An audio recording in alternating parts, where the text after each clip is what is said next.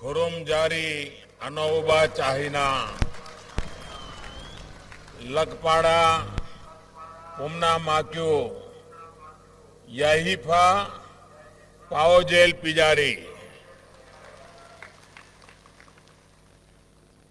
मंच पर विराजमान मणिपुर के लोकप्रिय मुख्यमंत्री मेरे मित्र श्रीमान एन बीरेन सिंह जी,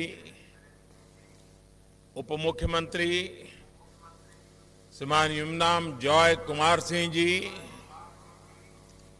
विधानसभा के स्पीकर श्रीमान वाई खेमचंद जी, मंच पर उपस्थित अन्य महानुभाव और बड़ी संख्या में यहां पधारे हुए मेरे प्यारे भाइयों और बहनों,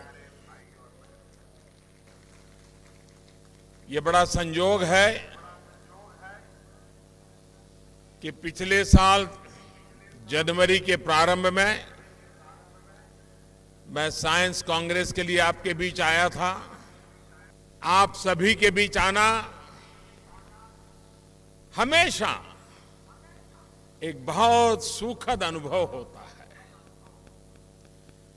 ये देश का वो हिस्सा है जहां विविधता और एकता हर कोने में, हर क्षेत्र में आप महसूस करते हैं। यहां की महिलाओं ने आजादी के आंदोलन को धार भी दी, दिशा भी दी थी। मैं आज मणिपुर की बहनों, स्वतंत्रता आंदोलन में अपने प्राणों को न्योछावर करने वाले मणिपुर के हर सेनानी को सर झुका करके नमन करता हूं। साथियों, यहां के मोइरांग में अविभाजित भारत की पहली अंतरिम सरकार, उसका गठन हुआ था। पूर्वोत्तर के हमारे साथियों ने तब आजाद हिंद फौज को भरपूर सहयोग दिया।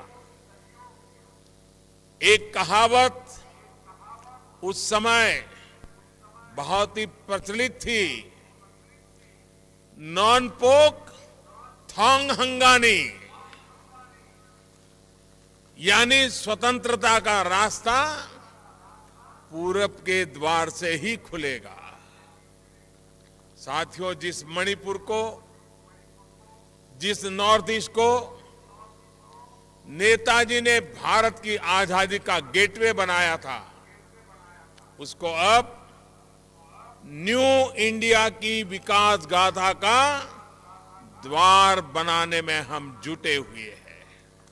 साथियों, इसी सोच के तहत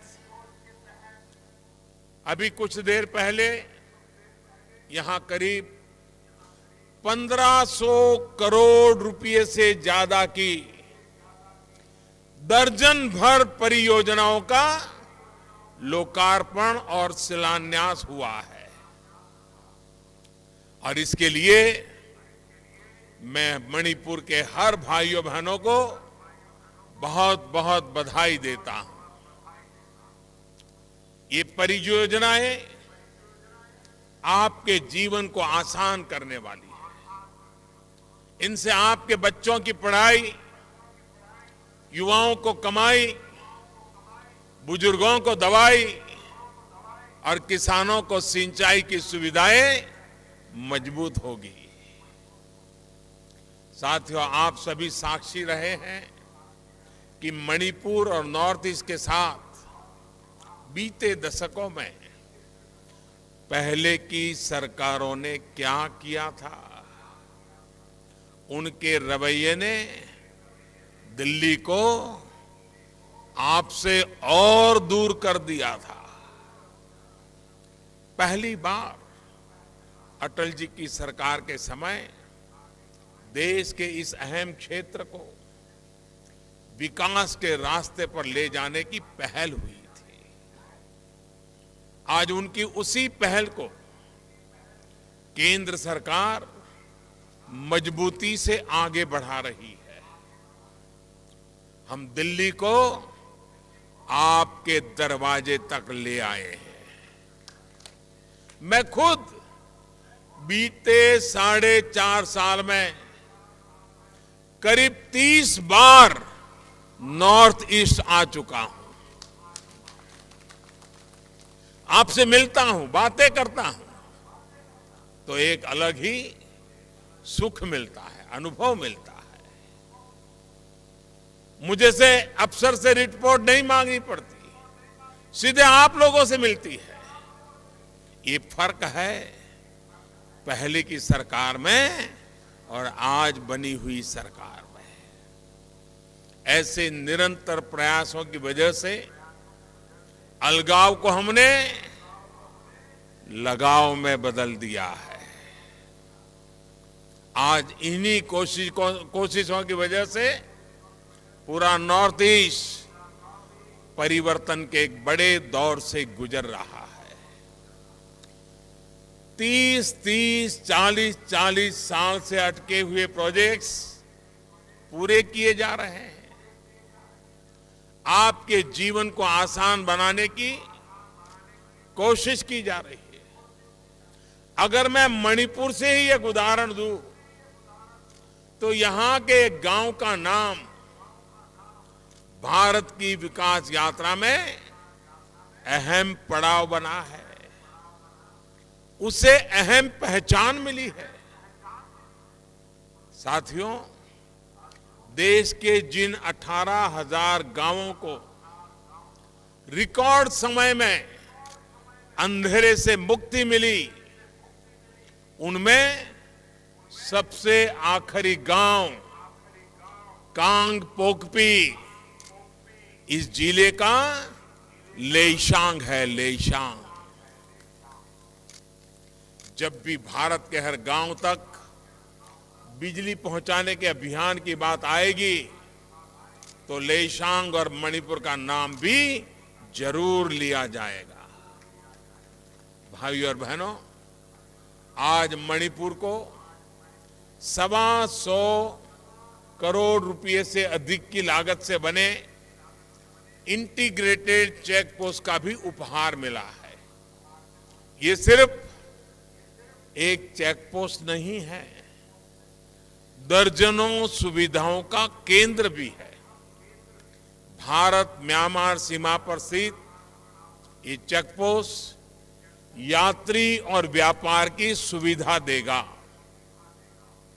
इसके साथ ही कस्टम क्लियरेंस, विदेशी मुद्रा exchange, immigration clearance, ATM, rest room जैसी सेवाएं भी यहां मिलेगी। यहां पर देश के सम्मान और प्रथम आजाद भूभाग के प्रतीक के रूप में राष्ट्रीय ध्वज, उसका स्मारक भी बनाया जा रहा है।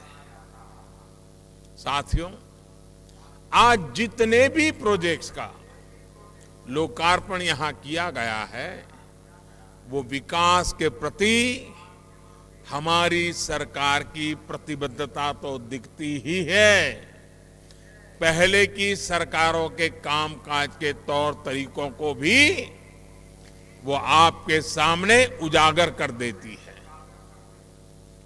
भाइयों और बहनों, दोलाई थाबिब राज की फाइल 1987 में चली थी।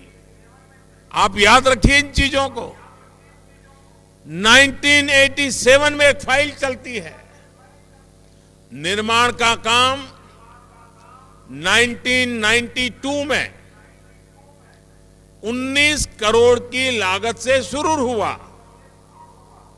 उसके बाद मामला अटक गया।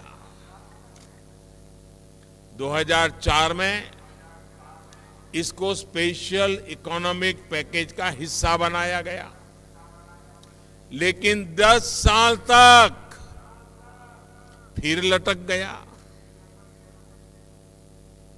2014 में जब हम आए तो देश भर के करीब 100 ऐसे प्रोजेक्ट्स की समीक्षा की गई। तब जाकर इस प्रोजेक्ट पर काम शुरू हुआ और 19 करोड़ का ये प्रोजेक्ट 500 करोड़ रुपए के खर्च करने के बाद अब बनकर के तैयार है। अगर उस समय हुआ होता तो 19-20 करोड़ में हो जाता, लेकिन उन्होंने क्रिमिनल नेग्लिजेंस